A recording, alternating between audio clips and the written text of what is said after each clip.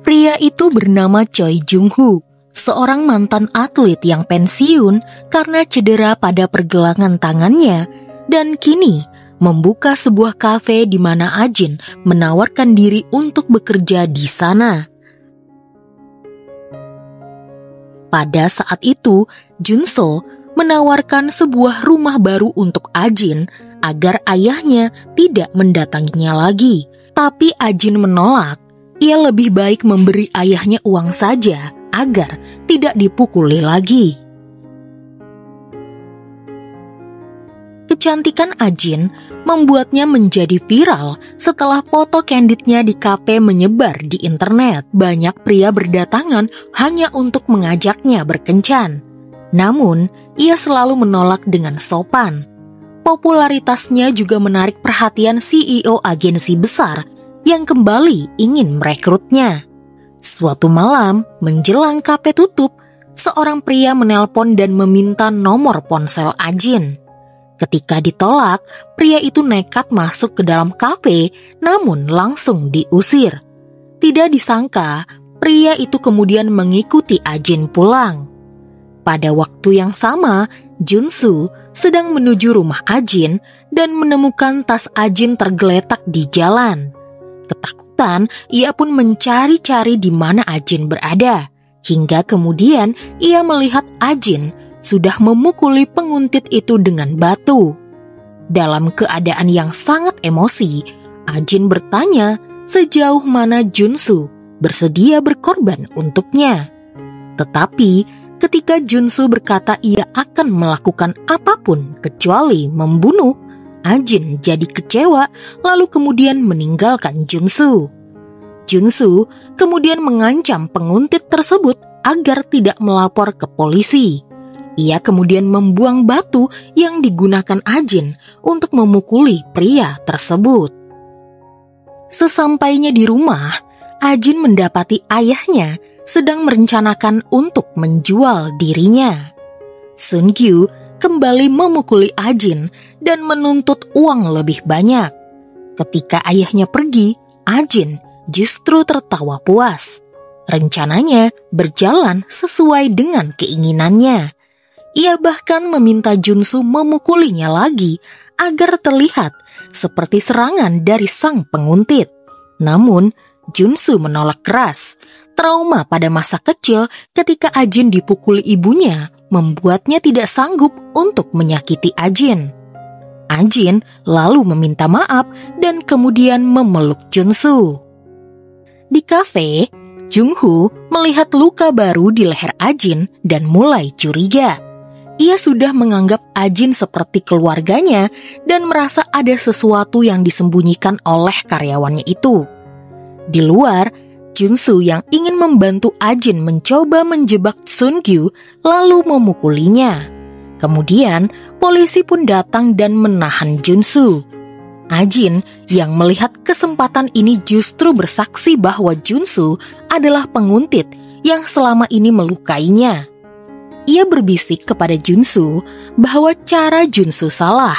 Ajin tidak ingin ayahnya dipenjara atas kejahatan kecil yang mana bisa membuatnya bebas lebih cepat lalu memukulinya lagi. Ia memiliki rencananya sendiri. Keesokan harinya, Ajin berpura-pura memasang plester di dahinya untuk memalsukan luka baru.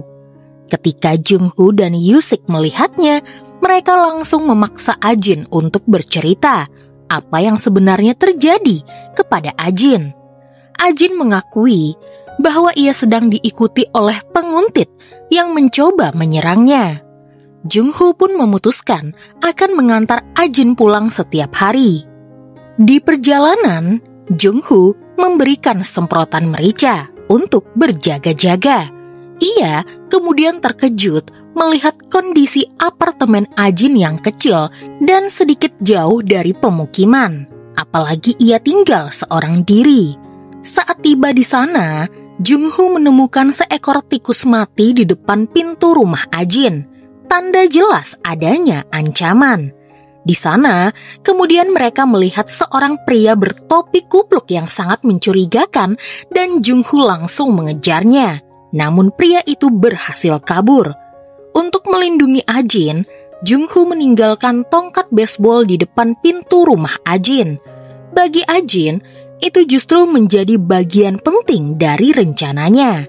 Ia lalu menghubungi ayahnya untuk datang mengambil uang besok. Keesokan harinya, CEO So-miri kembali datang untuk menawarkan kontrak kepada Ajin. Kali ini, Ajin tidak menolak, tetapi ia mengatakan bahwa ia harus menyelesaikan urusan pribadinya terlebih dahulu. Malamnya, Jung-Ho memesankan taksi dan meminta Ajin untuk tinggal di rumahnya demi keamanan. Namun Ajin bersikeras pulang ke apartemennya, tempat ayahnya yang sudah menunggunya. Ia beralasan harus mengambil barang yang tertinggal. Sesampainya di rumah, Ajin memberikan topi mirip milik penguntit kepada ayahnya sebagai hadiah. Ia lalu memeluk Sun-gyu dan membayangkan bagaimana hidupnya andai ia memiliki hubungan baik dengan ayahnya. Sesaat, Sun-gyu tampak tersentuh. Tetapi keserakahannya kembali muncul dan ia langsung meminta uang. Menyadari uang yang ia inginkan tidak ada, Sun-gyu kembali memukuli Ajin tanpa mengetahui bahwa Ajin diam-diam menghubungi Jung-Ho. Ia hanya perlu bertahan beberapa menit agar rencananya berhasil. Mendengar jika Ajin sepertinya dipukuli lagi, Jung-Ho bergegas menuju apartemen rumah Ajin. Ketika Jung-Ho tiba, ia langsung mengambil tongkat baseball yang ditinggalkannya dan menghantam kepala Sun-gyu. Setelah itu, Jung-Ho malah kabur.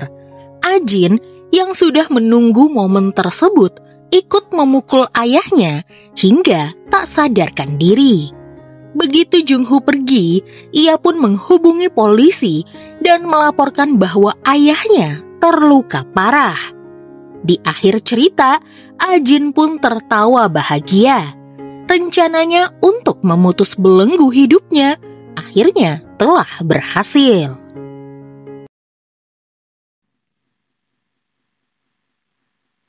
Keesokan paginya, polisi menangkap Jung-Ho sebagai tersangka pembunuhan Baek Sun-gyu. Di ruang interogasi, Jung-Ho menjelaskan bahwa ia sempat mengira Sun-gyu yang baru ia ketahui adalah ayah Ajin sebagai penguntit yang selama ini mengikuti Ajin. Penguntit itu selalu memakai topi kupluk sehingga Jung-Ho mengira Sun-gyu adalah penguntit yang sama. Namun, polisi tidak menemukan topi kupluk yang dimaksud karena diam-diam rupanya Ajin telah membuangnya ke dalam toilet. Ia kemudian berpura-pura tidak tahu apa yang dimaksud oleh bosnya itu. Faktanya, ayahnya Ajin, Baek Sun-gyu yang memang sering memukulinya, dibunuh oleh bosnya sendiri. Setelah menginterogasi Ajin, para detektif yang dipimpin oleh Park Dae-ho berencana melindungi Jung-Ho dan justru menjadikan Ajin sebagai tersangka baru. Menurut mereka, alibi Ajin lemah dan riwayat kekerasan dari ayahnya bisa dijadikan motif pembunuhan. Diam-diam, Ajin merekam percakapan para detektif di luar ruangan. Ia bahkan memotret detektif Park saat bertemu dengan pihak agensi yang menaungi Jung-Ho. Rupanya, detektif Park telah disuap demi menjaga citra sang atlet. Ketika detektif Park mencari bukti tambahan di rumah Ajin, ia menemukan topi kupluk yang tersangkut di dalam toilet. Ia pun langsung menangkap Ajin dan menjadikannya tersangka utama. Di sisi lain, seorang artis bernama Lina sedang berurusan dengan polisi karena dugaan mengemudi dalam keadaan mabuk. Namun, perwakilan agensinya membuat kasus itu dialihkan kepada manajernya sehingga Lina terbebas dari tuntutan. Sebuah contoh jelas bagaimana agensi bisa memanipulasi hukum. Sementara Ajin kemudian diinterogasi. Ia dipaksa mengaku karena topik kupluk telah ditemukan. Detektif Park yakin Ajin merencanakan pembunuhan. Namun, Ajin meminta detektif wanita yang ada di ruangan itu untuk membuka ponselnya. Di sana, terdapat rekaman saat detektif Park merencanakan pelimpahan kesalahan kepada dirinya demi melindungi Jung-Ho. Sejak saat itu, detektif Park mulai dicurigai. Mobilnya bahkan digeledah meskipun saat itu tidak ditemukan apapun. Merasa disudutkan, detektif Park semakin yakin Ajin sedang menjebaknya. Ia bertekad mencari cara apapun untuk tetap mendakwa Ajin. Di saat bersamaan, perwakilan agensi mendatangi Ajin. Mereka menawarkan bantuan.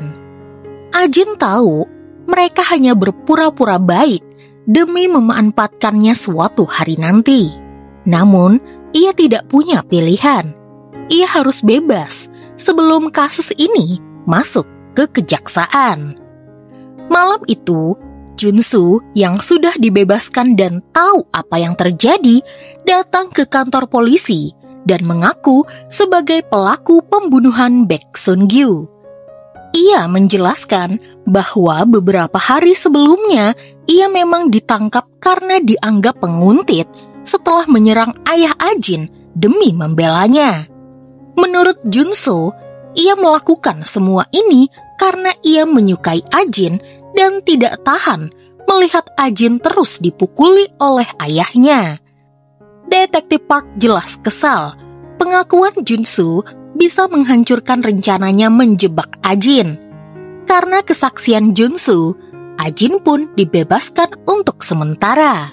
Pada malam kejadian, Ajin yang setengah sadar memang melihat Junsu datang.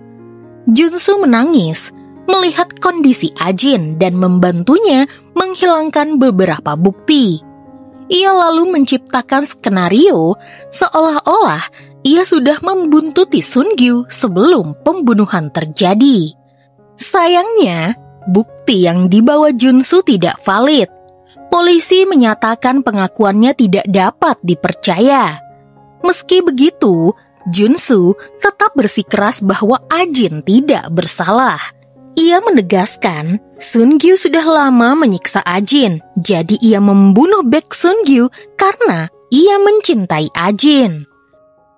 Saat polisi hendak kembali menangkap Ajin, bukti baru muncul. Berkat Miri, CEO agensi yang menaungi Ajin, kebenaran terungkap. Ia mengungkap suap detektif Park dan kerjasama agensi Jung-Ho yang berniat memanipulasi kasus pembunuhan ini. Akhirnya, Ajin dan Junso dinyatakan bebas dari semua tuduhan. Namun Miri memiliki satu syarat. Ajin harus menjauhi Junso. Untuk terakhir kalinya, Ajin menemui Junso. Junso berkata bahwa tindakan Ajin memanipulasi Jung-Ho benar-benar di luar kendalinya. Baginya, Ajin sudah berubah dan kelak akan mendapatkan balasan atas semua perbuatannya. Meski begitu, Junsu masih ingin bersama Ajin karena merasa hubungan mereka tidak bisa berakhir begitu saja. Namun Ajin tetap memutuskan untuk pergi dan ia ingin memulai hidup yang baru. Singkat cerita, Ajin akhirnya menjadi artis besar. Filmnya diputar di mana-mana. Sementara Jung-Ho menjalani hari-harinya di penjara, hanya bisa menonton kesuksesan Ajin dari kejauhan.